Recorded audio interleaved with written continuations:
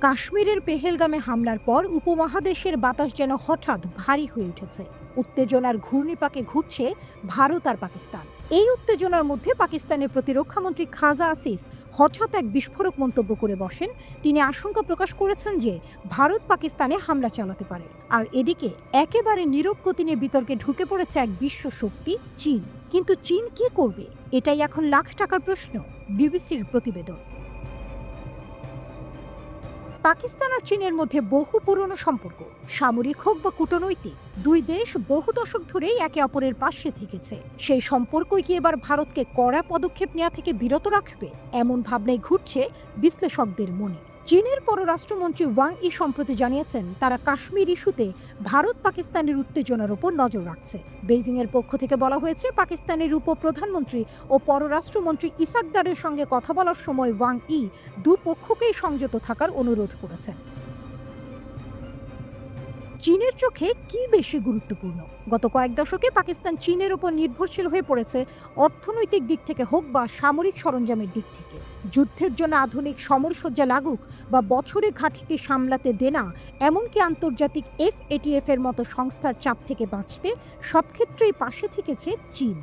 FATF হচ্ছে এমন এক সংস্থা যারা নজর রাখে কোন কোন দেশ সন্ত্রাসে অর্থায়ন করছে বা টাকা পাচার করছে কিনা। এর চোখ রাঙানির হাত থেকে বারবার পাকিস্তানকে বাঁচিয়েছে চীন। আর একদিকে চীন পাকিস্তান অর্থনৈতিক করিডোরের মাধ্যমে পাকিস্তানে প্রায় ৬২ কোটি ডলার বিনিয়োগ করেছে চীন।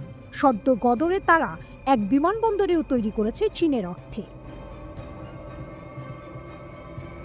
এখানেই শেষ নয়, পাকিস্তান আর চীন একসঙ্গে যৌথ সামরিক মহড়া করে, আর পাকিস্তান বড় সংখ্যায় আধুনিক অস্ত্র কিনে চীন থেকে। স্টকহোমের ইন্টারন্যাশনাল পিস রিসার্চ ইনস্টিটিউট বলছে, বিগত ৫ বছরে পাকিস্তানের ৮১% অস্ত্রই এসেছে চীন থেকে। তসলিম আসলাম, পাকিস্তানের এক সাবেক কূটনীতিক, বলছেন চীনের সঙ্গে পাকিস্তানের এতটাই সম্পর্ক যে তারা উপসাগরীয় অঞ্চলেও পৌঁছে যেতে পারে চীনের হাত ধরে। যদিও চীনের নাগরিকদের ওপর পাকিস্তানেও হামলা হয়েছে। তিনি বলেন, ভারত যেমন পাকিস্তানের বিরুদ্ধে সীমান্ত উত্তেজনার অভিযোগ তোলে, তেমনি পাকিস্তানও বালুচিস্তানে ভারতের হস্তক্ষেপের অভিযোগ করে। কিন্তু চীনের লাভ সবসময় থাকবে তবেই যদি এই অঞ্চল শান্ত থাকে। তাই চীনের মূল লক্ষ্য নিজেদের অর্থনৈতিক স্বার্থকে সুরক্ষিত রাখা। চীন মধ্যস্থতা করতে পারে, তবে নিরপেক্ষতা বজায় রেখে। তাতে পরিস্থিতি শান্ত হবে, তবে তার আগে দরকার নিরপেক্ষ তদন্ত। চীনের কাছ থেকে পাকিস্তান কি আশা করে? যে পরিস্থিতি এখন তৈরি হয়েছে তাতে চীনের ভূমিকা খুব গুরুত্বপূর্ণ। কূটনৈতিকভাবে বা প্রতিরক্ষাগতভাবে পাকিস্তান এখন চীনের দিকে তাকিয়ে। বেইজিংয়ের বিশেষজ্ঞ আইনার ট্যাঙ্গেল বলেন, যদি স্পষ্ট প্রমাণ পাওয়া যায় যে পেহেলগামের হামলার সঙ্গে পাকিস্তানের সরকার বা তাদের পৃষ্ঠপোষিত কোনো সংগঠন জড়িত, তাহলে কিন্তু পরিস্থিতি পাল্টে যাবে। তবে এখনও তেমন কিছু দেখা যাচ্ছে না। ভারত আর যুক্তরাষ্ট্র ২০২০ সালে গ্লোবাল স্ট্র্যাটেজিক পার্টনারশিপ সই করে, যেখানে সন্ত্রাস দমন এবং অপরাধ দমন নিয়ে সহযোগিতা চুক্তি রয়েছে। এরপরে চীন আর পাকিস্তানও একইভাবে সহযোগিতার চুক্তি করে, তবে সেটা কোনো সামরিক জোট নয়। বর্তমানে চীনের সামরিক সহযোগিতা একমাত্র রয়েছে উত্তর কোরিয়ার সঙ্গে। তবে চীন আসলে কি করতে পারে? চীন পাকিস্তান সম্পর্কের গবেষক কায়েদ-এ-আজম ইন্টারন্যাশনাল ইউনিভার্সিটির অধ্যাপক মোহাম্মদ শোয়েব বলেন, চীন বরাবরই নিরপেক্ষ থাকার চেষ্টা করে। ভারতের সঙ্গেও চীন এখন ভালো সম্পর্ক রাখতে চায়, কারণ তারা যুক্তরাষ্ট্রের সঙ্গে আগে থেকেই শুল্ক যুদ্ধে আছে। তাই আরেকটা যুদ্ধের ফ্রন্ট চীন খুলবে না।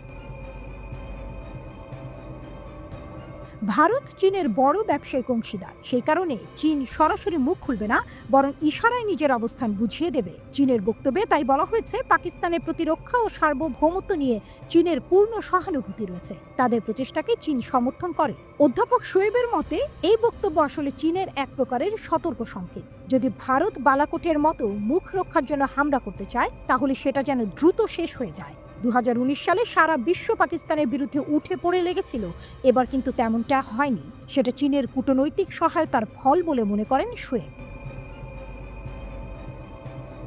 যুদ্ধ হলে চীন কতটা পাশে থাকবে পাকিস্তানের? শোয়েব বলেন, চীন সরাসরি যুদ্ধ করবে না, এটা পাকিস্তানের নীতি নির্ধারকেরা ভালোই জানেন। যদি ১ বছর আগের মতো পরিস্থিতি থাকতো, তাহলে হয়তো চীন সীমান্তে কিছু পদক্ষেপ নিত ভারতের বিরুদ্ধে, যাতে ভারত দুদিকে যুদ্ধের চাপ অনুভব করে। কিন্তু এখন পরিস্থিতি পাল্টেছে। চীন ভারত সম্পর্ক এখন উন্নতির পথে। তাছাড়া পাকিস্তান এখনো উন্নত দেশ নয়, তাই অনেক প্রযুক্তির জন্য তাদের চীনের ওপর নির্ভর করতে হয়, বিশেষ করে কৃত্রিম উপগ্রহ বা স্যাটেলাইট। আর এই দিক দিয়ে চীন খুব একটা ধোঁকা দেয় না, বরং তারা বিশ্বে প্রথম বাইডু সিস্টেম সামরিক ব্যবহারে পাকিস্তানকে দিয়েছে। পাকিস্তান চীন থেকে যেসব অস্ত্র পেয়েছে, ভারতের নৌবাহিনী বা সেনাবাহিনীর গতিবিধি নজরদারি করার জন্য পাকিস্তান নির্ভর করে চীনের তথ্যের উপর। বিশেষ করে এমন ক্ষেপণাস্ত্র যেগুলো চোখে দেখা যায় না, বিয়ন্ড ভিজুয়াল রেঞ্জ বা বিভিআর ক্ষেপণাস্ত্রের জন্য তারা চীনের ওপর ভরসা রাখে। শোয়েব বলেন, গত 5 বছরে পাকিস্তানের প্রতিটি 5টি অস্ত্রের মধ্যে 4টি এসেছে চীন থেকে, আর যুদ্ধ শুরু হলে এটাই কাজে লাগবে। চীন P-115 ও SD-10 ক্ষেপণাস্ত্র দিয়েছে পাকিস্তানকে। এগুলো এতটাই আধুনিক যে বহু দূরের বিমানে লক্ষ্যভেদ করতে সক্ষম। আইনার ট্যাঙ্গেন বলেন, এসব অস্ত্র পুরনো চুক্তির অংশ। তবে ভারত আর পাকিস্তান দুই দেশেই পারমাণবিক শক্তি রয়েছে, আর সেটাই তাদের মধ্যে সরাসরি যুদ্ধ থামিয়ে রাখছে।